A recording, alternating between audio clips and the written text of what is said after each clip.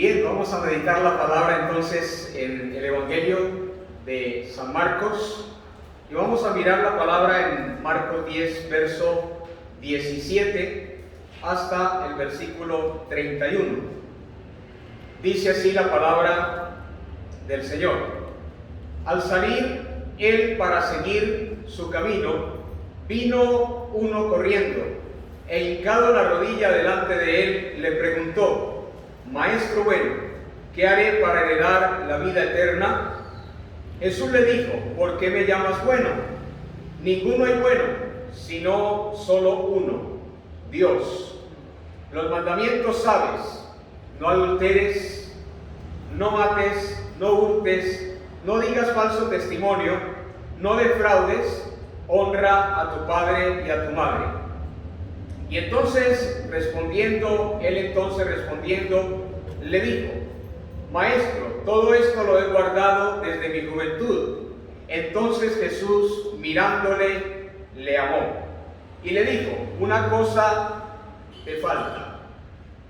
Y le dijo: una cosa te falta. Y le dijo: una cosa te falta. Anda, vende todo lo que tienes y dalo a los pobres, y tendrás tesoros en el cielo. Y ven y sígueme, tomando tu cruz. Pero él, afligido por la palabra se fue triste, porque tenía muchas posesiones. Entonces Jesús, mirando alrededor, dijo a los discípulos: cuán difícilmente entrarán en el reino de Dios los que tienen riquezas. Los discípulos se asombraron de sus palabras, pero Jesús, respondiendo, volvió a decirles: hijos, cuán difícil es entrar en el reino de Dios a los que confían en las riquezas. Más fácil es pasar un camello por el ojo de una aguja que entrar un rico en el reino de Dios. Ellos se asombraron aún más, diciendo entre sí: ¿quién pues podrá ser salvo?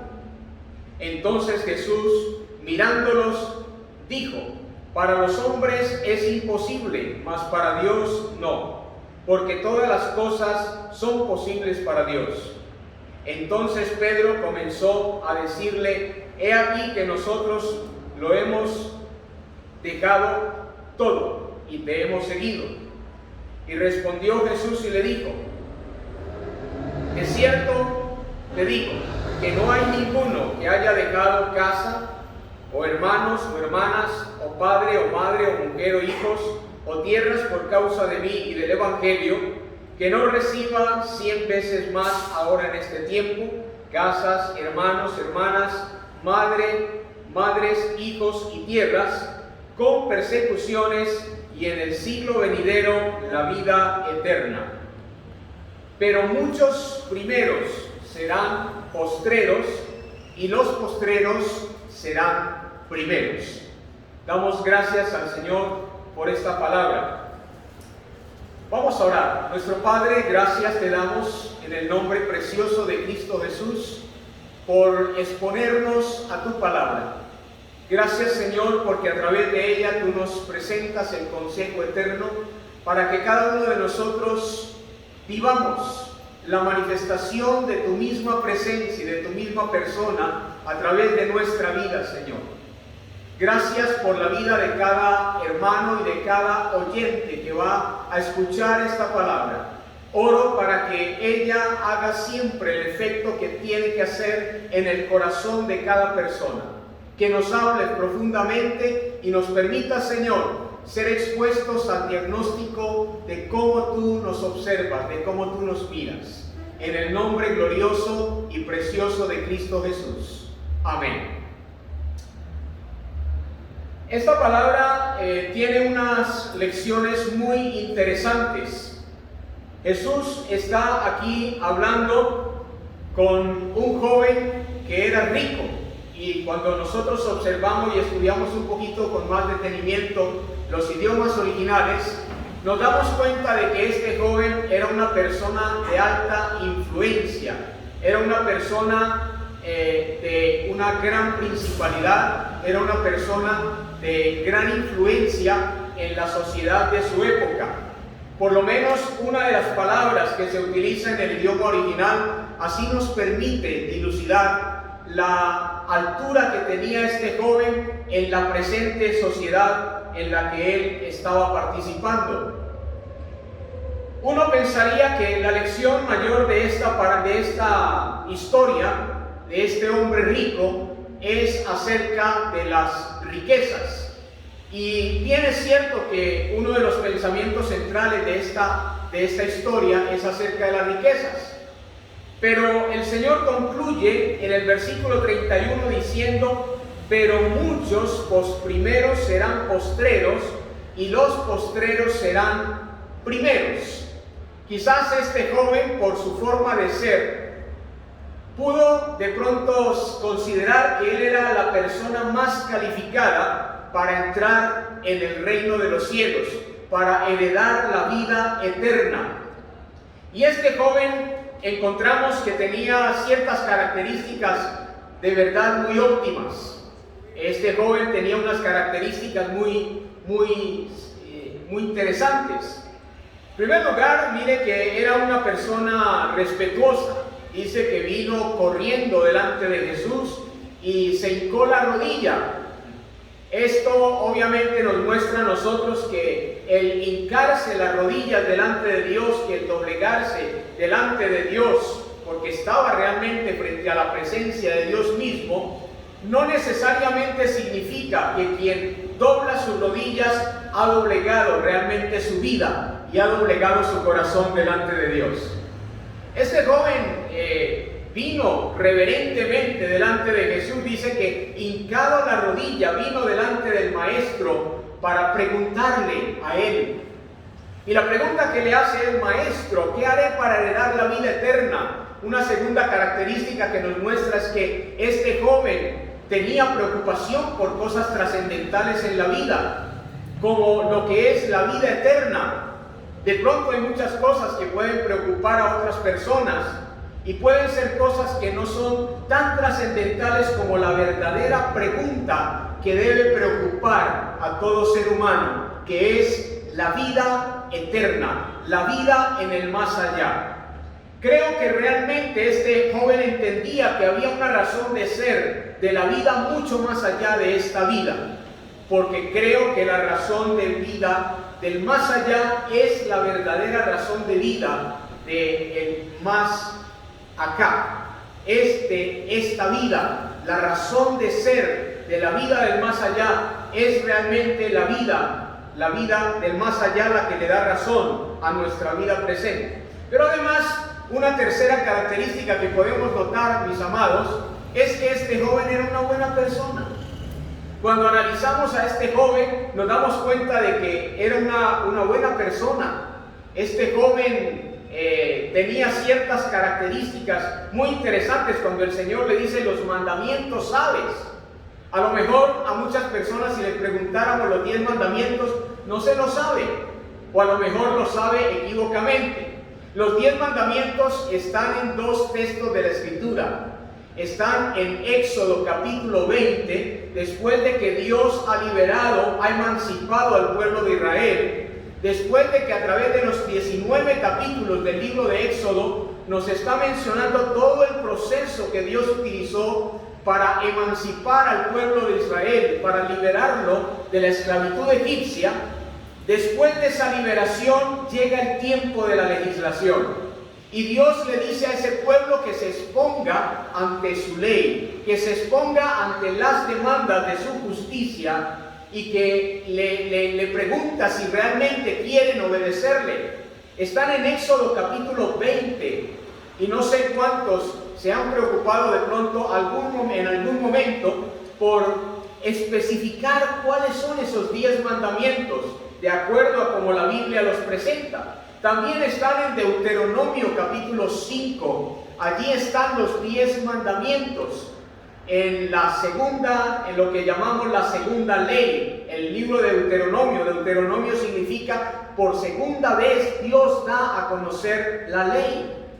Por segunda vez Dios les hace un repaso de lo que era la ley.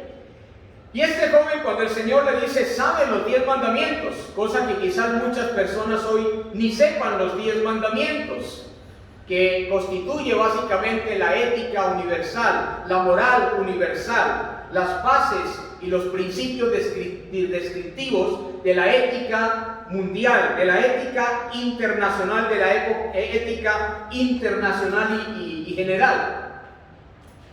Y él le dice, los mandamientos sabes, pero a mí me llama la atención de que el Señor le menciona aquí, cuando usted compara la lista de los 10 mandamientos, hay que comparar los 3 evangelios, obviamente. No le mencionó los 10 mandamientos. No le mencionó los 10 mandamientos. Le dijo en primer lugar, no adulteres. Y evidentemente este joven no era un adúltero. Es decir, cuando él le ratifica al Señor, Señor, todo esto lo he guardado desde mi juventud, el Señor él le está diciendo al Señor, Señor, yo no soy un adúltero, yo no soy un inmoral, yo no juego con mi sexualidad. Era buena persona, el hombre tenía hasta control en su sexualidad. No adulteres, tampoco había atentado contra la propiedad ajena, contra la vida ajena.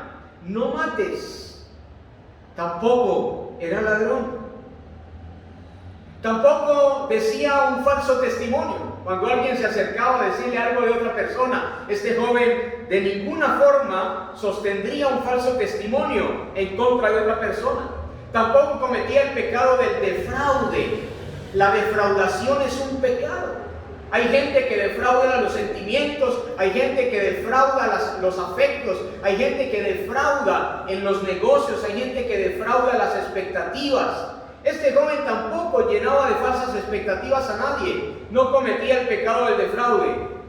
Y sobre todo tenía una característica muy especial también, que era que honraba a sus padres. Honraba a su papá y a su mamá. No era gritón, no era amargado contra sus padres, no guardaba resentimiento contra los padres.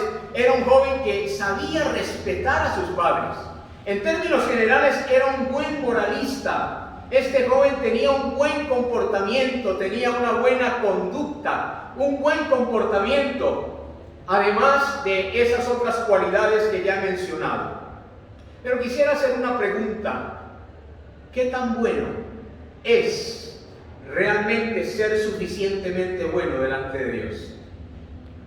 Según lo que este joven planteaba, él era bueno en la forma como él se miraba, la forma como él se contemplaba, la forma como él se apreciaba. Él estaba bien, estaba en lo correcto, todo bien como el pibe. Todo estaba bien. Usted le preguntaba a este joven, ¿qué? ¿Cómo anda todo? ¿Cómo va todo? No, todo bien, todo bien. Yo no soy desordenado en mi sexualidad, no le robo a nadie, no le hago mal a nadie, nada, todo. Era un buen moralista. Pero, ¿qué tan bueno es ser suficientemente bueno delante de Dios?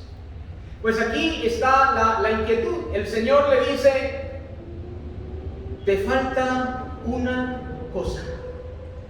Te falta una cosa. Y cuando yo observo esa cosa, en realidad yo no sé si yo estoy comprendiendo bien lo que el pasaje está diciendo, porque parece que esa cosita que le faltaba era una cosota.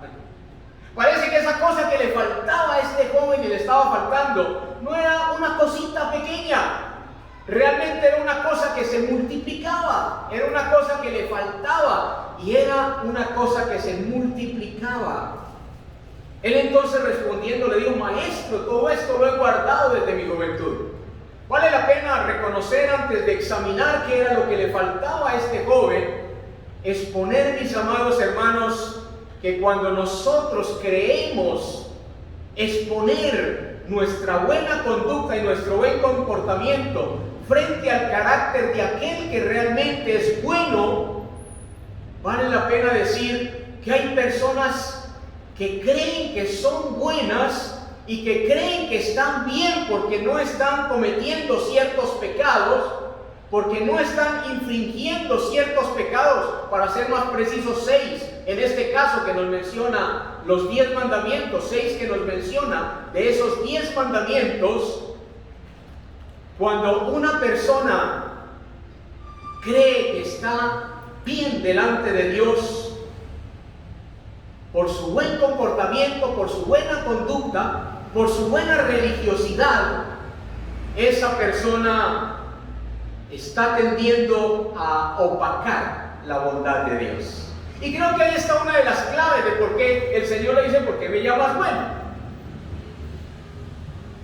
Cuando tú expones tanto alarde, tanto derroche de bondad, yo no adultero, yo no mato, yo no robo, yo no doy falso testimonio, y expones ese derroche de tu bondad, de lo bueno que podemos ser religiosamente, estamos intentando opacar con ello la propia bondad de Dios, de aquel que realmente, esencial y naturalmente puede decir: yo soy bueno. Yo soy bueno. El Señor lo primero que hace es mirarle. Y es aquí donde yo quiero destacar algunos aspectos, algunos principios sobre qué era lo que a este joven le faltaba. Lo primero que a este joven le faltaba, lo infiero lógicamente del versículo 21. En el versículo 21 dice: mirándole.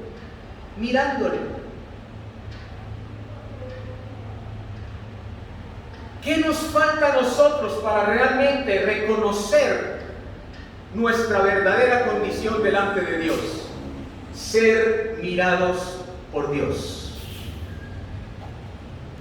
Una cosa es como me vean los hombres, una cosa es como yo mismo me mire, otra cosa es como otros me miren a mí. Una cosa es ser expuesto al examen de otros. Si nos pusieran una de esas máquinas que detectan la integridad de una persona en sus respuestas, en lo que habla, en lo que dice, en lo que hace, mis amados hermanos, ¿cuántas cosas saldrían en un megáfono del estado en el que puede realmente estar el ser humano? Una cosa te falta, y es no aprender a mirarte como otros te miran, no mirarte según el estándar y el diagnóstico de tu propia justicia. Pensar siempre que estoy bien estando mal. Porque una de las cosas a las que puede llegar una persona, al estado más delicado que puede llegar una persona, es pensar que siempre está bien. Que está bien porque de pronto no es desordenado sexualmente, porque de pronto no le roba a nadie, porque de pronto no da un falso testimonio, porque de pronto no defrauda, porque es obediente y honra a los padres. Y no estar expuesto siempre a la mirada y el escrutinio de Dios. Creo que la primera cosa, mis amados hermanos, que nos falta a cada uno de nosotros es no estar tan expuestos a la mirada de los hombres, sino estar expuestos a la forma como Dios nos mira. Y si yo te preguntara, ¿sabes en qué forma te está mirando Dios? ¿Sabes cómo te ve Dios? Porque la mirada de Dios no solamente se refiere a la percepción que nuestros ojos físicos pueden tener. Él, cuando nos mira, Él sabe qué te falta, Él sabe qué me falta, Él sabe qué nos falta a cada uno de nosotros. Pero en segundo lugar, dice que mirándole, le amó. Eso significa que del todo el Señor no estaba mostrando desaprobación por la forma como este joven estaba actuando. Él había hecho su mejor esfuerzo, estaba haciendo quizás su mejor representación de lo que podía significar su relación con Dios.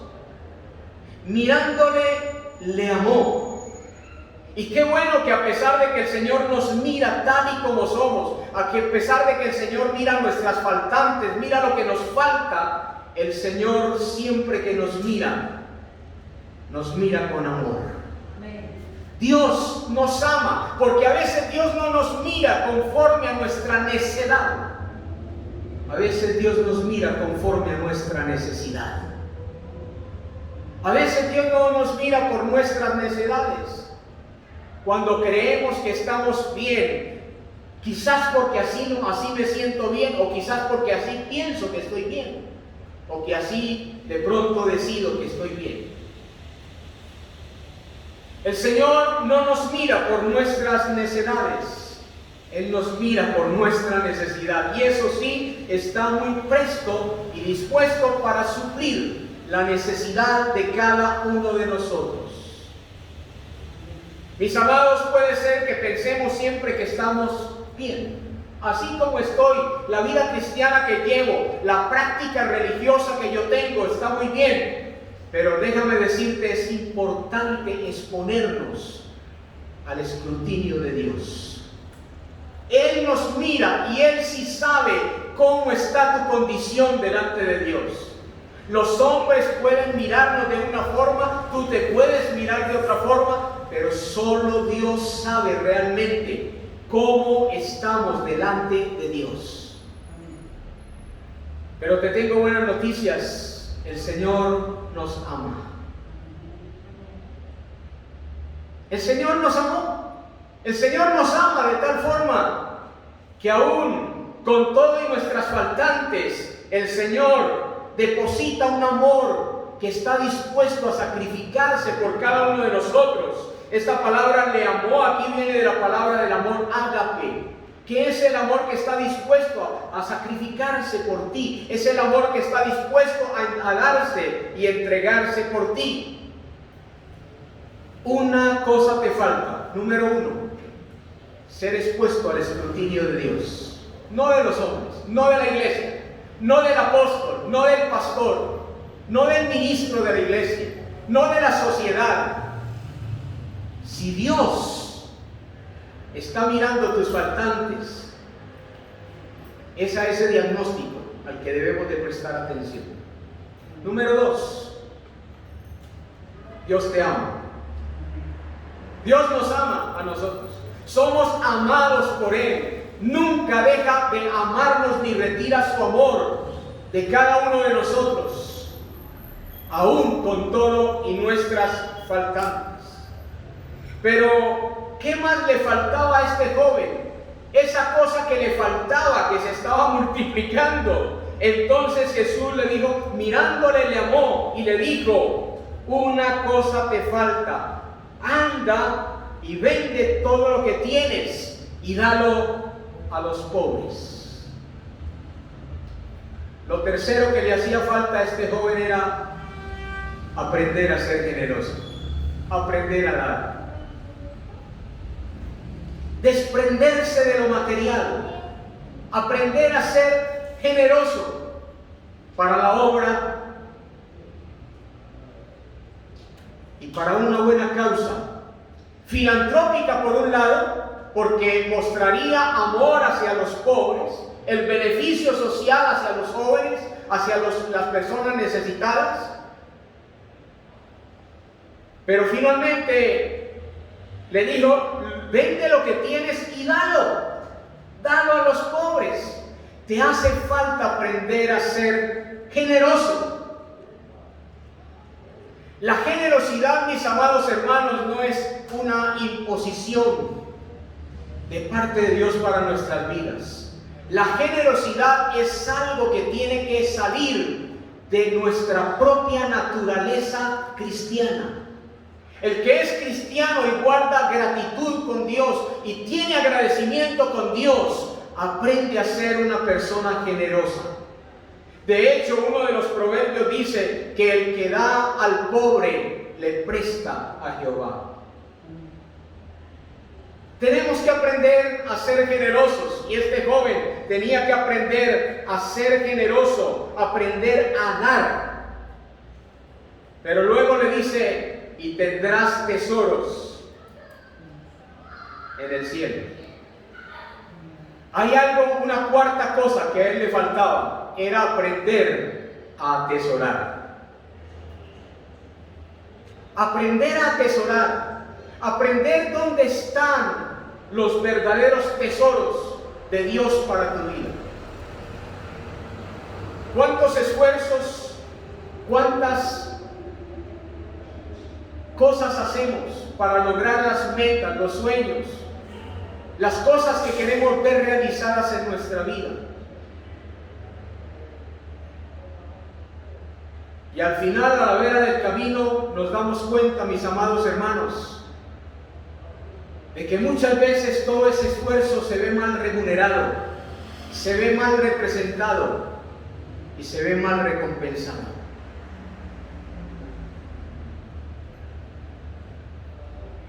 ¿Cuánto te esmeras muchas veces frente a una sociedad, sirviendo a las instituciones, sirviendo a la misma sociedad? Y puede ser que muchas personas reciben no la adecuada recompensa por todo lo que ha representado su esfuerzo y sus logros. Pero el Señor nos dice a nosotros: tienes que aprender que tus verdaderos tesoros están en el cielo. Tiempo, talento y tesoro tienes que aprender a atesorarlos en el reino del Señor. Tu tiempo, tus talentos, tus tesoros, aprender a atesorarlos para el reino de Dios. Porque tarde o temprano traen los mejores dividendos para tu vida. Traen la mejor recompensa para tu vida. Traen la mejor satisfacción para tu vida. ¿Qué otra cosa le faltaba a este joven? Parece que no era una cosa. Ser expuesto a la mirada de Dios. Ser receptor de ese amor divino que estaba dispuesto a sacrificarse por él, pero que obviamente también igualmente demandaba sacrificio de parte de él. Pero en tercer lugar, aprender a ser generoso, aprender a dar. Una cosa te falta: darlo a los pobres. En cuarto lugar, aprender a atesorar. Le hacía falta en su vida, en el reino de los cielos. Pero luego le faltaba convertirse en un seguidor del Señor. Seguidor no es solamente la persona que asiste a un lugar de reunión. Un seguidor es el que sabe que su Señor va delante de él y él va siguiendo sus pasos. El llamamiento del Señor a los discípulos en algunas ocasiones fue: ven, pero en otras ocasiones fue: sígueme.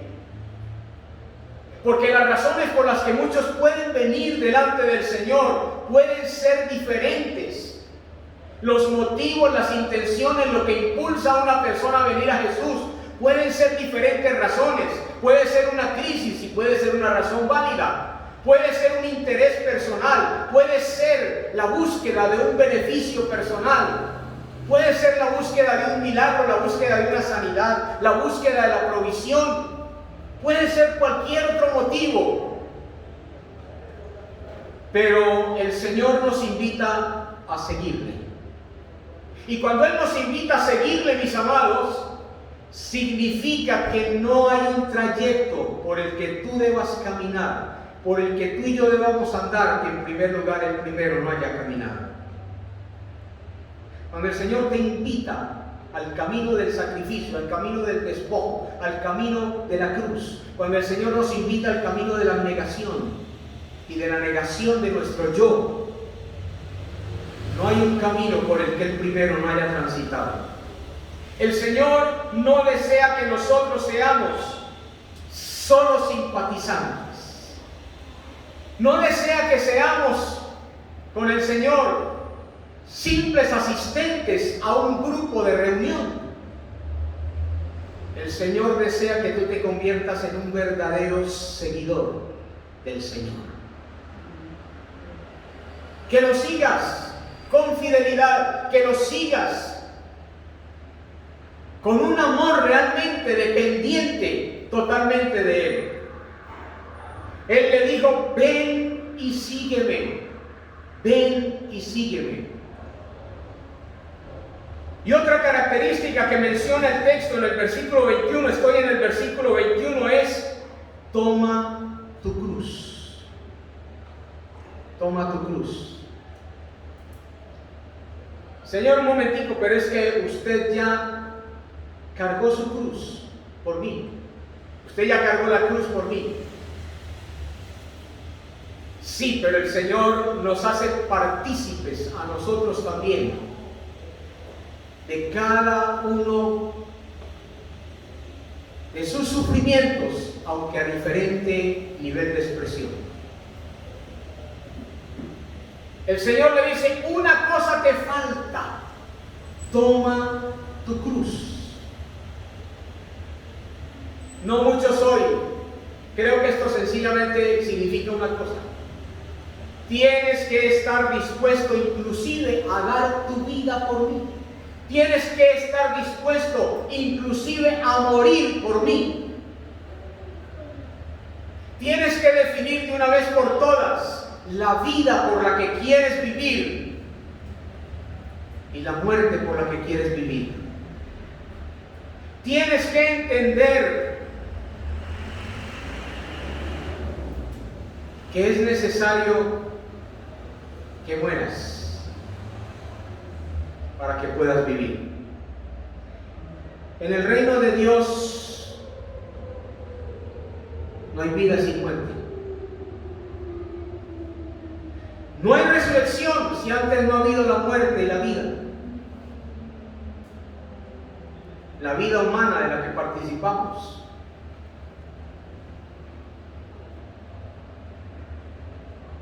No hay victoria sin cruz. Es importante, mis amados hermanos, que nosotros meditemos en la importancia de realmente morir. Porque usted puede ser un practicante asiduo de los 10 mandamientos, pero eso puede tornarse también en una simple moralidad o en una simple religiosidad. El Señor sabe realmente lo que te falta. Puede ser un buen joven, puede ser un buen hermano, puede ser un buen moralista, puede ser una buena persona religiosa, pero el Señor sabe qué es lo que realmente nos falta. Empiezo a concluir esta reflexión de la palabra después de haber mencionado esa cosita que le faltaba, cosota que le faltaba a este joven. No le faltaba sino ser expuesto a la mirada del Señor, no le faltaba sino ser receptor del amor del Señor, no le faltaba sino aprender a ser generoso, no le faltaba sino aprender a seguir al Señor y no le faltaba sino tomar la cruz. Casi no le faltaba nada. Tenía una conducta moral que le brindaba comodidad. Así se sentía bien, así se sentía cómodo y hasta de pronto merecedor de la vida eterna. Pero el Señor sabe realmente qué nos falta. Y hay algo que quiero llamar su atención. Me llama la atención de que solo el Señor le menciona 6 mandamientos. Estos 6 mandamientos, si usted examina la lista comparativamente, cada uno en su casa, porque aquí no tenemos el tiempo para hacerlo, por lo regular corresponden en su gran mayoría a la segunda mitad de la lista de los 10 mandamientos. Comparando algunos evangelios, del mandamiento 1 hasta el 4 no se los menciona. Y no les menciona un mandamiento muy clave de la lista de los 10 mandamientos. Siempre hemos conocido que toda la ley fue resumida en aquel que algunos identifican como el primer mandamiento: amar a Dios por sobre todas las cosas. Y en realidad, cuando la Biblia comienza a hablar de los 10 mandamientos, lo primero que dice es: no te harás imagen ni ninguna semejanza de lo que está arriba en el cielo. Es decir, no edificarás, no construirás una conceptualización propia de Dios. Porque idolatría no es solamente, amados hermanos, idolatrar el dinero, idolatrar lo material. Idolatría no es solamente levantarse una efigie. Idolatría no es solamente tener una estatua para adorarla, eso no solamente es idolatría. Idolatría es cualquier concepto deformado, escúcheme bien, que el hombre tenga acerca de Dios. Llame a Dios de acuerdo a su concepto, el Dios de mi género, el Dios machista, el Dios feminista, el Dios padre-madre, el Dios que usted quiera mencionar. Hay gente que se inventa y se conceptúa a Dios de acuerdo a su género o de acuerdo a sus preferencias personales. A mí me gusta el Dios de amor, el Dios misericordia, ese Dios del Antiguo Testamento, no porque era muy malo. Ese Dios mandaba matar niños, ese Dios mandaba arrasar con ciudades, ese Dios mandaba fuego y azufre. A mí me gusta el Dios del Nuevo Testamento. Jesucristo, que es todo amor, que fue dulce, que sufrió en la cruz por mí, que se dio por mí en la cruz. Me gusta ese Dios de gracia. Hay gente que vive conceptualizaciones de Dios según sus propias preferencias personales. Le tengo una noticia no tan halagüeña. Dios no es fruto de nuestra propia conceptualización. Y si nosotros no conocemos a Dios en los términos que Él se da a conocer a nosotros, y si nosotros no conocemos a Dios de acuerdo a la forma como Él se revela, usted está en idolatría. Eso es idolatría. Eso no es la auténtica y verdadera fe cristiana. Porque Dios no es ni el Dios de mis preferencias, ni el Dios de mi género, ni el Dios de mis conceptos ideológicos. No le da el primer mandamiento. Tú estás diciendo que soy bueno. Tú me estás conceptualizando como bueno. Tú me estás diciendo que soy bueno. Ahora, realmente Jesús lo era. Recuerdo que alguien de una secta en alguna ocasión me dijo, mire que la Biblia dice que Jesucristo mismo no es bueno. Le dije, ¿dónde lo dice? Y me mostró este texto. Y me dijo, mire que el joven rico le dijo, maestro bueno, y él le dijo, ¿por qué me llamas bueno? Bueno no es sino uno, Dios. Y le dije, qué pena, pero usted está entendiendo tergiversadamente ese versículo. Porque Jesús le está diciendo, es lo siguiente, Jesús le está diciendo, si solo Dios es bueno, y usted me llama bueno, la conclusión lógica de eso es que yo soy Dios. ¿Me está reconociendo usted que yo soy Dios realmente? ¿Está reconociendo que yo soy Dios? Porque aquí bondad. Y no sería que en esa preciosa mirada de Jesús, en esos ojos escudriñadores de Jesús, esos ojos que en el Apocalipsis nos muestra al Cristo glorificado, que eran como llama de fuego, aquel que escudriña la mente, aquel que escudriña el corazón, aquel que escudriña en lo más recóndito de nuestra vida, ¿no sería que en esos preciosos ojos el Señor estaba diciendo, no entiendes quién es realmente bueno? Ya Johann Jacobo Rousseau, reconocido padre de la sociología, había dicho que el hombre nace bueno y la sociedad lo corrompe. La pregunta que podríamos hacer a un pensamiento de esos es, ¿y quién es la sociedad? ¿No es el hombre mismo? De si el hombre nació bueno y la sociedad, que es el mismo hombre, lo corrompe, en consecuencia lo que lo corrompió al hombre fue la propia sociedad. Aquí lo que nos está mostrando la Escritura es, este joven parecía un buen seguidor de Johann Jacobo Rousseau. Casi que le dice al Señor, Señor, yo nací bueno. No soy un desordenado sexual, no robo. Yo no sé cómo se sentirán algunos en su experiencia de generosidad con el Señor. Si de pronto su conciencia no les dirá que le roban a Dios. Este joven no robaba. No sé cómo algunos pueden no participar generosamente en la obra de Dios cuando Dios se los ha dado todo. Todo, el trabajo, el empleo que tienes, todo lo que tienes te lo ha dado Dios. Pero cuando se trata de darle a Dios, sufren de estreñimiento.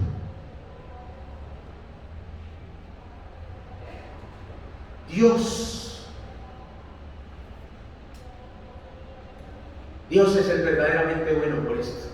A veces nosotros creemos que estamos bien y que somos buenos porque estamos teniendo un buen comportamiento como cristianos. Pero Dios sabe lo que nos falta. No nos falta sino ser expuestos a su mirada para que surjan los faltantes, ser expuestos a su amor, también para ser amados como debemos de ser amados.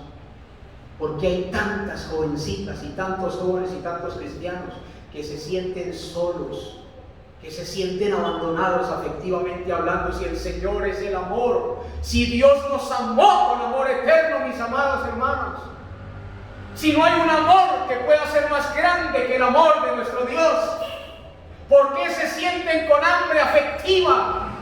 ¿Por qué hay tanta gente con hambre afectiva, mis amados? Con hambre de amor, con soledad y aislamiento. Si el amor de Dios es suficiente y más allá de lo suficiente.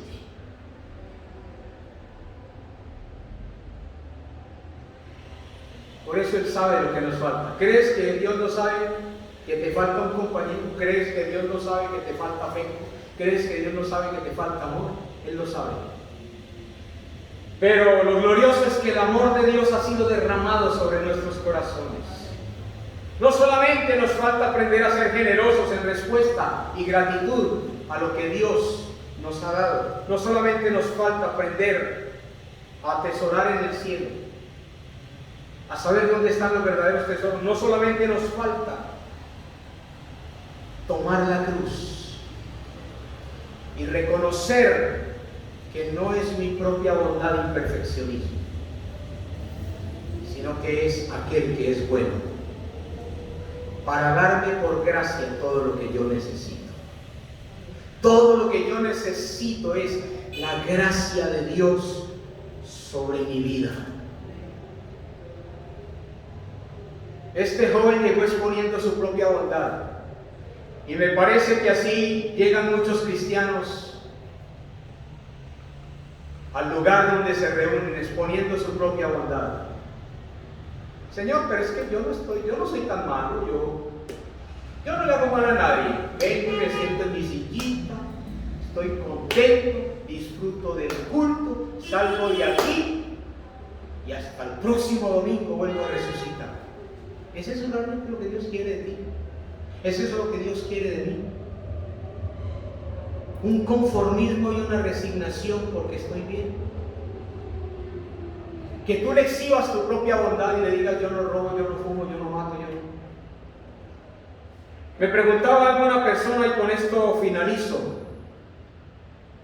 Me decía: si una persona es buena, si no roba, si no fuma, si no mata, si no hace una cantidad de cosas,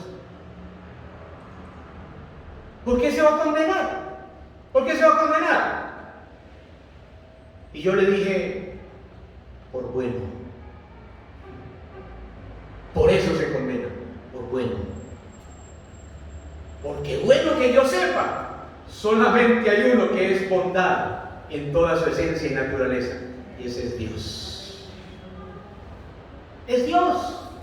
Hay gente que, exhibiendo lo buenos que son, los buenos practicantes de la religiosidad cristiana, pretenden opacar hasta la misma bondad de Dios. Es decir, en otras palabras, hay gente que Dios le paga y le queda debiendo. Dios le paga y le queda debiendo. No, Señor, acuérdese que yo he sido fiel para diezmar. Yo he diezmado. ¿Y cuándo me ha dado usted una bendición a mí? Señor, recuerde que yo he pagado con ayunos, yo he pagado con cultos, yo he pagado con ceremonias, yo he pagado con diezmos, yo he pagado con oraciones, yo he pagado. No, mis amados. El Señor dice: te falta una cosa. ¿Cuál ha sido el mensaje de esta mañana? Te falta una cosa. Y esa cosa resultó ser una cosita, una cosota.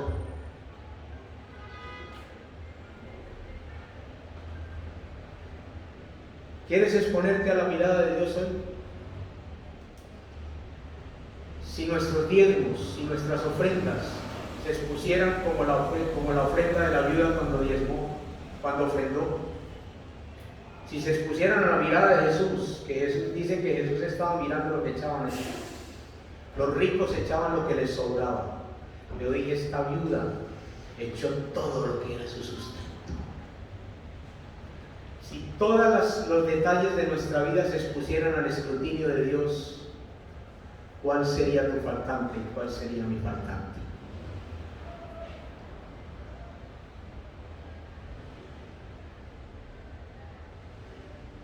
No sea que Dios nos pague, entre comillas, y nos quede debiendo.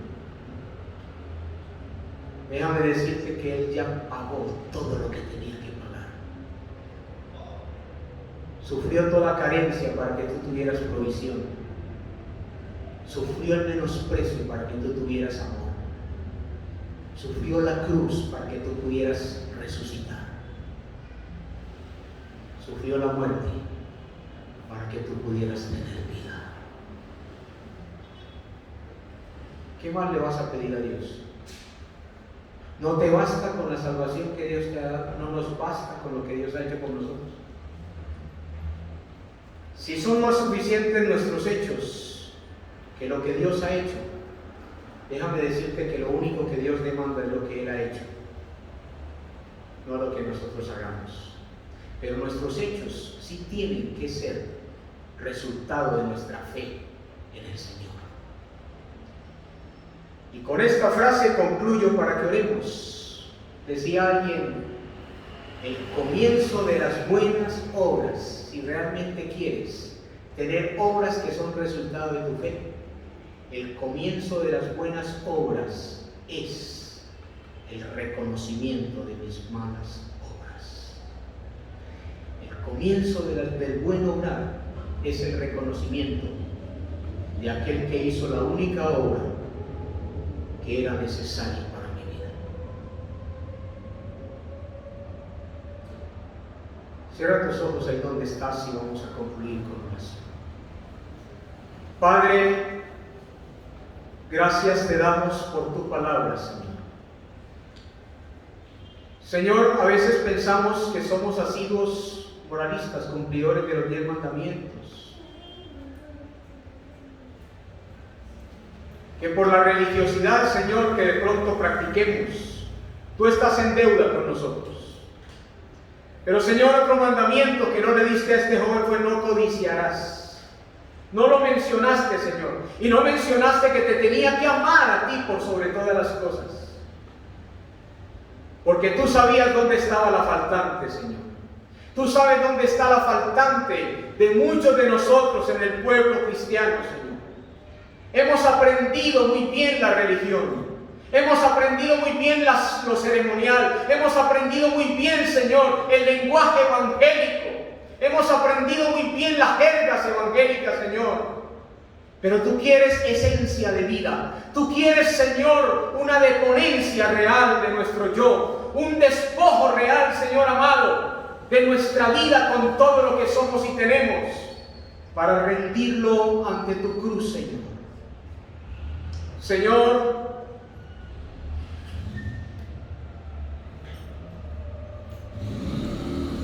en el siglo que viviste y participaste, a los ladrones y a los infractores los colgaban en la cruz. Hoy, en pleno siglo de luces,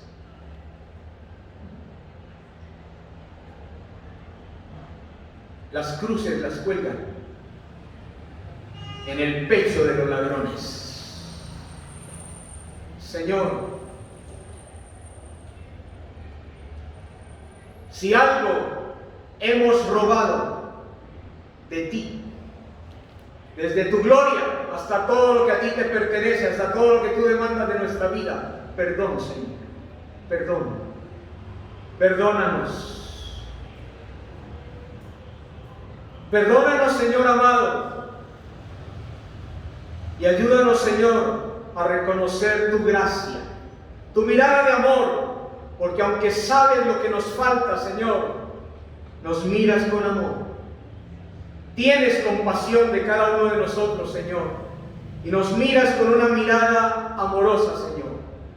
Hoy, Señor, si es que algo hemos robado, Señor, de tu gloria, hoy te decimos como aquel, no como aquel buen ladrón, sino como aquel ladrón, porque no hay ladrón bueno a tus ojos, Señor. Hoy te decimos, Señor, acuérdate de nosotros cuando vengas en tu reino. Es decir, permítenos desde ahora ver el reino a través del nuevo nacimiento, Señor, y caminar en ese reino e incrementar tu presencia y tu vida en nosotros, viviendo tu reino realmente sobre nuestra vida. En el nombre de Cristo Jesús, oro con agradecimiento.